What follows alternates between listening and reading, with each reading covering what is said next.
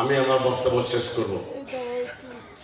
প্রিয় ভাই বা বন্ধুরা, আপনারা জানেন শ্রমিক কর্মচারী ঐক্য পরিষদ সৃষ্টি হয়েছিল এদেশের স্বৈরতন্ত্র সামরিক জান্তার বিরুদ্ধে আন্দোলন সংগ্রাম করে এদেশের কলকারখানা রক্ষা করার জন্য এবং গরিব মানুষের অধিকার আদায়ের জন্য।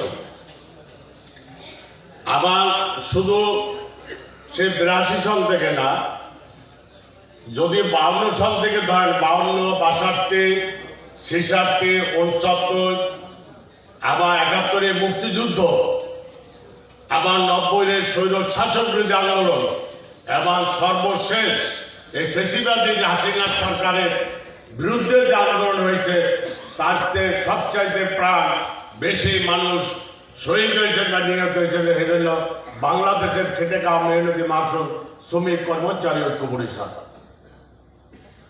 এবং এই সরকার 2024-এ 5 আগস্টের পরে যে সরকার গঠিত হয়েছে সেই সরকারও প্রথম আঘাত আনছে এই দেশের শ্রমিক শ্রেণীর বিরুদ্ধে।